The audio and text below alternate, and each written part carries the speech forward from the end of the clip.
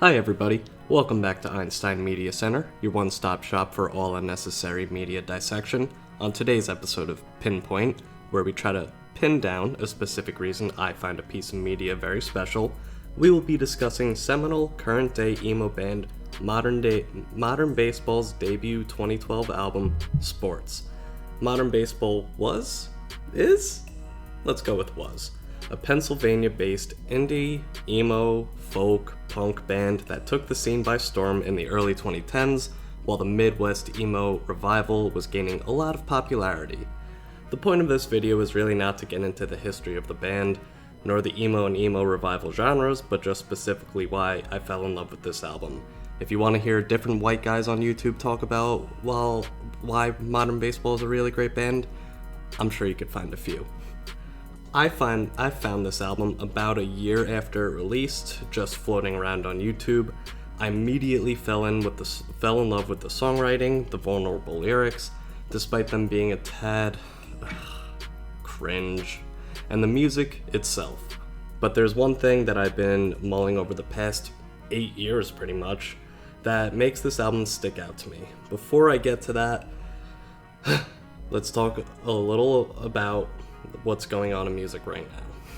Now listen, I know I'm not the first one to do this. This is not some galaxy brain take that has never been discussed before, but to illustrate my point about the Modern Baseball album, we have to talk about how freaking long albums are today. And with that, deluxe albums. With the rise of streaming services, it behooves artists to make as many songs as possible so that they get all that streaming revenue and then release a deluxe with 15 more songs that all sound the same. Now, in the cruel, unforgiving world we live in today, I can't be mad at somebody gaming the system to stack their bread. But as a fan of music and art, it is exhausting seeing artists today constantly release half-assed albums that can run almost 2 hours long with about 20 minutes of good music. That being said, I can think of a few albums that came out recently that had incredibly tasteful deluxe versions, which I welcomed, especially because I like the cores of the albums so much. With that being said, I'm sure you figured out why I like Sports so much. It has such a clear and concise runtime. 12 tracks. 12 tracks. It's perfect. There are a few songs that may be considered interludes rather than full songs, but in my opinion, it adds to the narrative of the album. Loose narrative it may be. Each song on the album has a purpose though. They all say something different, tackle different feelings and issues that Brendan and Jake are facing, and at no point does the album lose your attention. I think one of the most key aspects to the album, never losing your attention, is how they split up the album in two halves. And this isn't even because it's an even number, that being 12, but because of the songs Redo and Redone. The album opens up very earnestly with the lyrics, "I want to start from the top," which is a nod to how the album is just starting, but those lyrics and the soft guitars are absolutely grabbing. Now, fast forward to the top of side B, track 7. Let's say you started losing a little bit of interest in the album. Maybe you found "I Think You Were in My Profile Picture" once a little bit drab.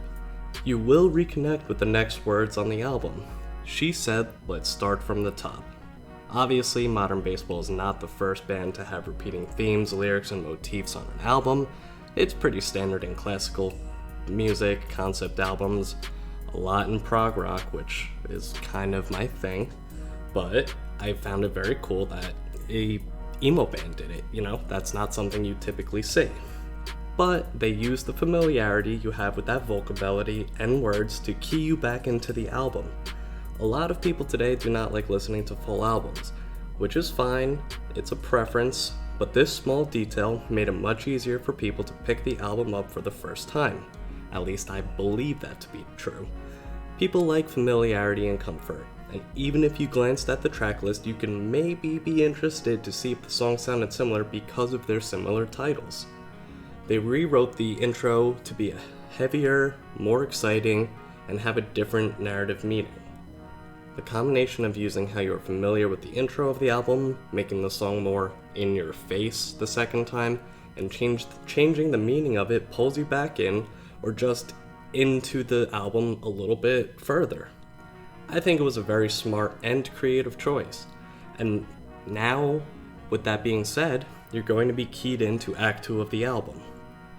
I do think overall the album is great, but I think this pinpoints exactly what makes it fantastic.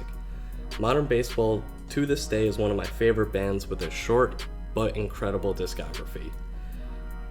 This was the type of music I needed in my late teens, and it has left a huge impact on me. Obviously, I am very biased towards this album, but I will always hold fond memories of listening to this album on YouTube as I played around on the computer when in high school. And believe it or not, it is still to this day one of the only 5 CDs in my car. That's really it for this video, just a very short one to hold all of my fans over for now. I got a few more coming down the pipe, and really exciting, I might actually even start editing my videos. So, look forward to that. I got a few long ones coming, so, it might be a while. But thanks for stopping by. Let me know if you have any thoughts on this album, if you love it, if you don't like it, which you really should, and if you haven't heard it before, you should definitely give it a try. Well, thank you, and good night.